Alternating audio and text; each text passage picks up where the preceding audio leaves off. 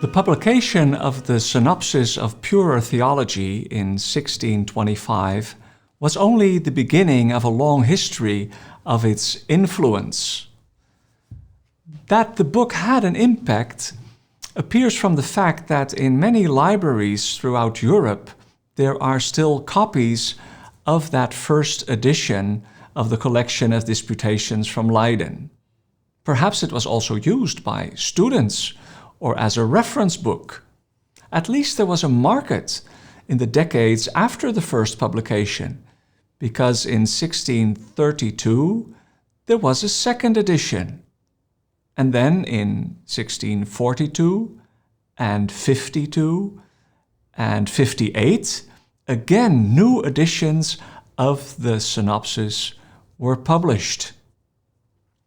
After 1658, it lasted longer until the next and sixth publication of the Latin text of the Synopsis. It was in the context of the new interest for the Reformed Calvinistic tradition in the Netherlands that Abraham Kuyper had the plan of republishing this text in his series. In fact, he himself had started with the work when he discovered that a young theologian who just had finished his studies at Leiden University and was called as a pastor in the Secession Church of Franeker also had a plan to publish the Synopsis.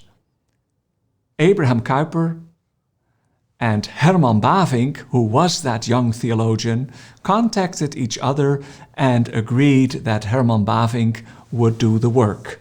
That resulted in this sixth edition of the Latin text, in which Bavinck, for instance, in the foreword, the Latin foreword, refers to the words of the son of Walaeus, who wrote in his Vita. Walaeus was one of the authors of the Synopsis, that the four colleagues, Polyander and Theseus and Rivetus and Walaeus, had so harmoniously cooperated in this work. Next to that reference, Bavinck also writes about his own church in the afgescheiden or secession tradition. Let me turn to that page, because he writes that there's a new interest for Reformed theology and that he hopes that this publication will also be a stimulus for the, in Latin, Ecclesia Reformata Separata in Patria Nostra, the Reformed Church of the separation, of the afscheiding, the secession, in our fatherland, Patria Nostra. Bavinck's theology, resulting in that 4-volume Dogmatics, the early development of his theology was under a major influence of this publication, because he crept through the Latin editions, offering a new edition himself. But if we turn back to the 16th and 17th century context, where the cycles of disputations were held at the major universities and also in Leiden, we can also see the direct influence of the Synopsis in the so-called repetitiones, or the repetitions of the series. Different from the series before the Arminian conflict and the Synod of Dort, that often had a different structure, the repetitions of the Synopsis followed the same structure of the book. 52 public defenses of theses. In the first repetition, that started immediately in 1525, the disputations are much shorter than in the Synopsis. But that was only because of a rule by the government of Leiden, or of the Leiden University, that the disputations had to be printed on one sheet. So that leaves only a maximum of 16 pages. If you compare the repetitions of the synopsis with the synopsis itself, it is also interesting to see that the sentences are rephrased in a very flexible way. So on the same topic, sometimes under the same presiding professor, the wording is different. The definitions vary. The emphasis of a disputation can change. Is that the possible influence of the students in the preparation of the theses? We don't know for sure who authored the disputations, though we know that the professors were responsible for the end result and also for the defense in the viva, defense of the disputations in the academy building. Another difference with that first series is that in the repetitions of the synopsis, many foreign students from Germany, the Palatinate, and especially from Hungary, were also involved in the defense, whereas in the original series, almost all of the students ended up as pastors in the Dutch Reformed Church. Maybe that had to do with the attractiveness of Leiden as a place to study for foreign students. Maybe they did not stay too long, only for half a year or a year.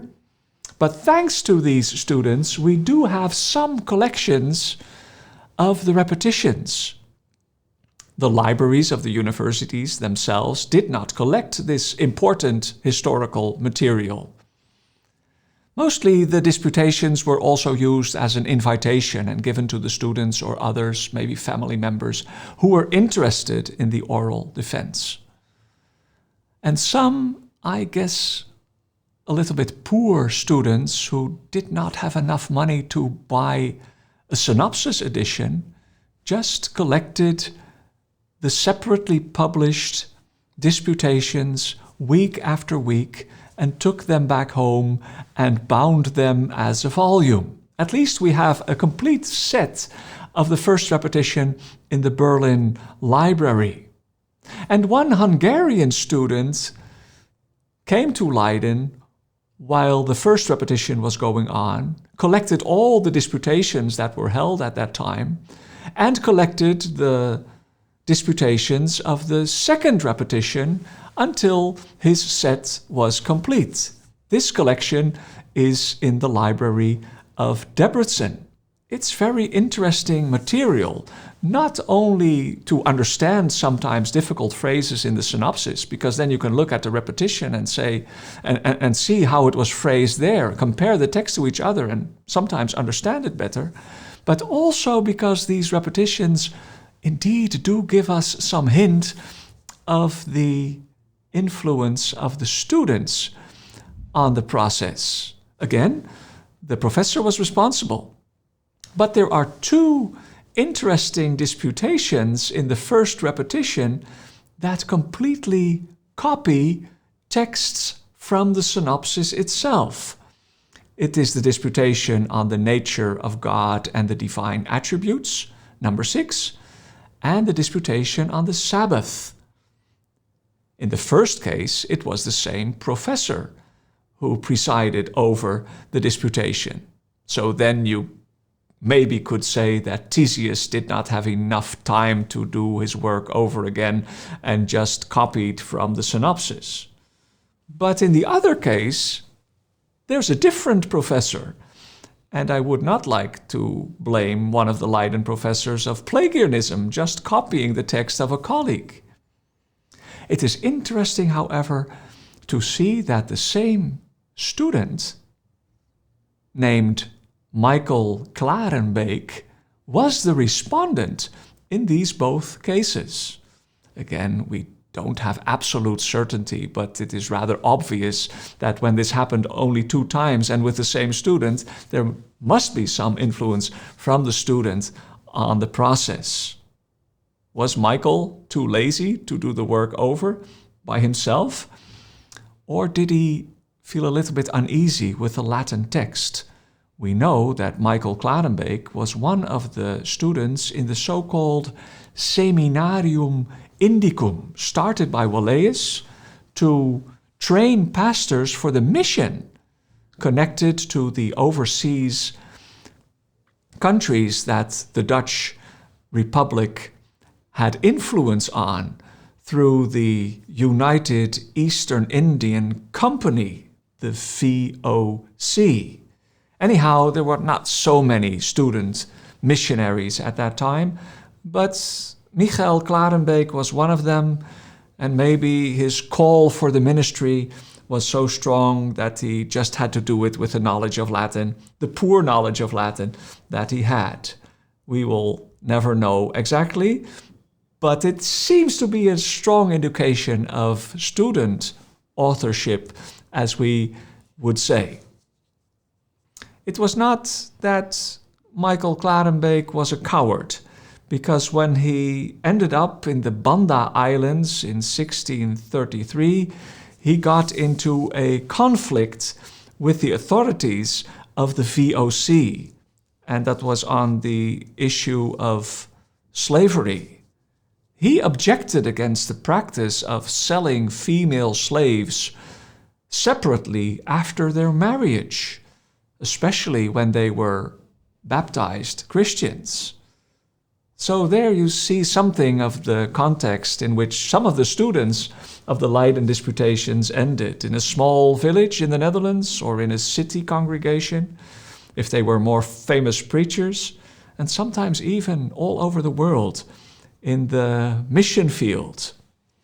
It's interesting to look at the lives of the students, but it's also interesting to realize that the repetitions of the Synopsis show part of the story, of the context of the students, of the work that they had to do in reformulating Reformed Orthodox theology. The repetitions give us an insight in the flexibility of Reformed theology at that time. Of course, the content, the doctrine of God, the doctrine of grace, the truth was fixed, confessionally codified. But the way in which you could think about these doctrines and express them and reflect on them could vary and differ. Therefore, the repetitions of the Synopsis are an interesting source for any student of Reformed Orthodox theology, especially if you compare these collected, separately published disputations with the official original text of the Synopsis of a purer theology.